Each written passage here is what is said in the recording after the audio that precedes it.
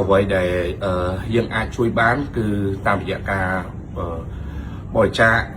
សម្រាប់ជាស្បៀងសម្ភារៈប្រើប្រាស់អ្វីផ្សេងៗជាច្រើនដែលបងប្អូនភាសាគាត់កំពុងតែត្រូវការឥឡូវនេះប្រទេសជាតិយើងគឺកំពុងតែជួបទុក្ខកំពុងតែត្រូវការពួកយើងទាំងអស់គ្នាខ្លាំងមែនតើដូច្នេះអ្វីដែលខ្ញុំចង់ឃើញគឺការរួបរวมគ្នាមិនមែនការជន់ផលិតគ្នាទេ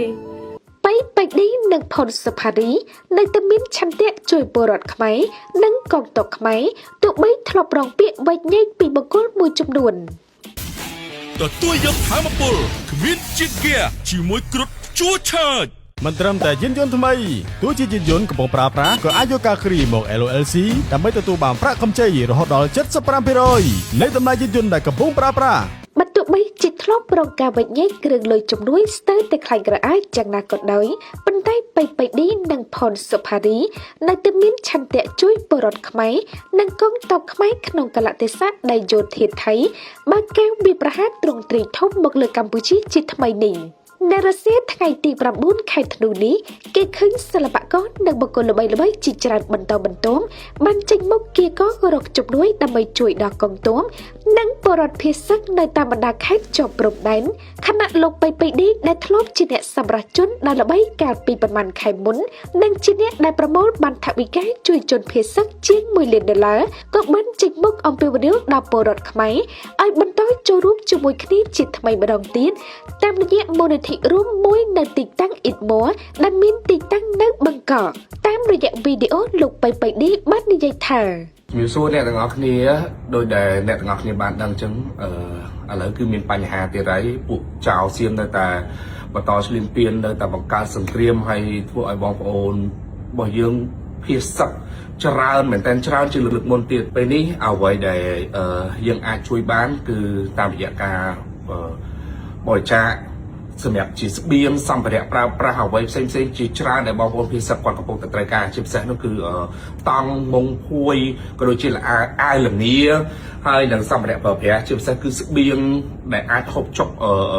នៅក្នុងពេលបានណាហើយសម្រាប់សម្ភារៈប្រើប្រាស់ផ្សេងៗដូចជាម្សៅទឹកដោះគោនិយាយទៅអ្នកទាំងអស់គ្នាអាចចូលរួមជួយជាអ្វីក៏បានដែរអាចយកទៅ eat more ដែលគាត់នឹងបើកទទួលពីម៉ោង3នេះទៅហើយអញ្ចឹងអ្នកទាំងអស់គ្នាអាច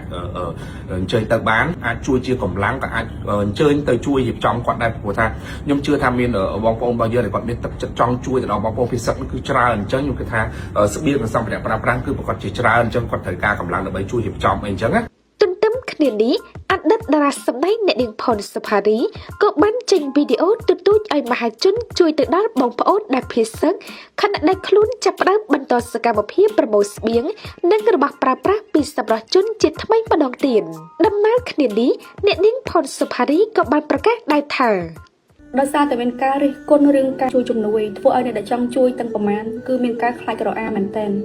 ប៉ុន្តែឥឡូវនេះគឺខ្ញុំសុំចិត្តតែម្ដងដល់អ្នកដែលគាត់ចង់រិះគន់ឬក៏គាត់ចង់ចាញ់ចោលអីសុំទុកសិនឥឡូវនេះប្រទេសជាតិយើងគឺកំពុងតែជួបទុក្ខកំពុងតែត្រូវការពួកយើងទាំងអស់គ្នាខ្លាំងមែនទែនដូច្នេះអ្វីដែលខ្ញុំចង់ឃើញគឺការរួបរวมគ្នាមិនមែនការជន់ផលិតគ្នាទេអ្វីដែលខ្ញុំចង់សុំសំណូមពរទៅដល់អ្នកដែលគាត់មានសម្លេងទាំងប្រមាណមិនថាអាចទៅដល់ក្នុងឬក៏ក្រៅប្រទេសទេអ្វីដែលអាចជួយគ្នាបានយើងគប្បីគួរតែជួយងើបឈរឡើងកុំខ្លាចនឹងការដែលនិន្ទាកុំខ្លាចជាមួយនឹងការដែលរិះគន់អ្វីដែលរិះគន់យើងអាចកែប្រែបានយើងធ្វើអ្វីដែលរិះគន់ឲ្យធ្វើយើងបាក់ទឹកចិត្តក៏ត្រូវតែដឹងដែរថាយើងខំអស់លទ្ធភាពហើយប៉ុន្តែសម្រាប់ខ្ញុំវិញខ្ញុំអត់ខ្លាចក្នុងការខុសទេបើសិនជាការខុសទាំងអស់នឹងវាផ្ដើមចេញពីអចេតនាក៏ខ្ញុំដឹងខ្លួនឯងថាចំណុចផ្ដើមរបស់ខ្ញុំគឺខ្ញុំគ្រាន់តែចង់ឃើញប្រជាជនខ្ញុំប្រទេសជាតិរបស់ខ្ញុំនៅចំណុចមួយដែលប្រសើរបែបហ្នឹងប៉ុន្តែឥឡូវនេះទោះបីជាខ្ញុំត្រូវខុសឬក៏ខ្ញុំត្រូវមានទំនួលខុសត្រូវប៉ុណ្ណាក៏ដោយប៉ុន្តែខ្ញុំសូមចេញមុខមកជាលើកទី2ដែលប្រកាសធ្វើជាអ្នកដែលប្រមូលនៅជំនួយទៅជួយទៅដល់ជនភៀសទឹកនៅកងទ័ពបច្ចុប្បន្ននេះខ្ញុំមិនបាននៅប្រទេសយើងទេឥឡូវនេះគឺខ្ញុំនៅក្រៅប្រទេសដោយសារតែខ្ញុំយកអ៊ំខ្ញុំសង្គ្រោះបន្ទាន់នៅក្រៅប្រទេសប៉ុន្តែដល់ឡែកខ្ញុំអត់បានកិច្ចឬក៏នៅស្នុកស្រួលខ្លួនឯងទេខ្ញុំបានស្វែងឆ្វាត់ឲ្យក្រុមការងាររបស់ខ្ញុំនៅឯខ្មែរឲ្យគាត់ចាប់ផ្ដើមប្រមូលសម្ភារៈដែលត្រូវគុតគង់ទៅខាងកងទ័ពក៏ដូចជាខាងជនភៀសទឹកហ្នឹងគឺយើងចំណាយអស់$30,000ត្រូវអត់បង$30,000ហើយក្នុងការជួយទៅដល់បងប្អូនឥឡូវនេះគឺខ្ញុំសុំជាការរៃអង្គាសម្ដងទៀតបើសិនជាបងប្អូនជឿទុកចិត្តមកលើខ្ញុំ គឺខ្ញុំនឹងចាប់ផ្ដើមយកទឹកប្រាក់ក៏ដូចជាសម្ភារៈផ្សេងដើម្បីយកទៅជួយទៅដល់បងដែលជាជនភៀសសិទ្ធជាច្រើនរយគ្រួសារច្រើនពាន់គ្រួសារទៅតាមកន្លែងផ្សេងគ្នាឲ្យបានគ្រប់គ្រាន់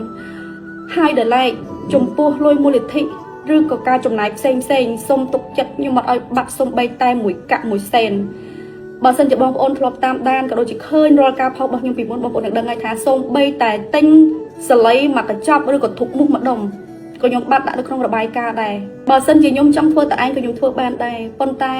ដោយសារតែកម្លាំងចិត្តជាច្រើនដែលឆាតមកសួរខ្ញុំទាំងតែខ្ញុំនៅក្រៅប្រទេសក៏ដោយឆាតសួរបងឯងប្រមូលទៀតទៅបងឯងធ្វើទៀតទៅបើសិនជាបងឯងសូម្បីតែបងឯងក៏ខ្លាចដែរចុះអ្នកដែលត្រូវការប្រកបតើគាត់នឹងបានអី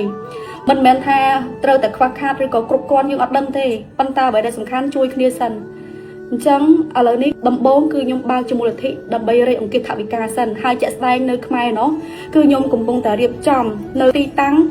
ប្រមូលស្បៀងឬក៏ដូចជារបស់របរប្រើប្រាស់ផ្សេង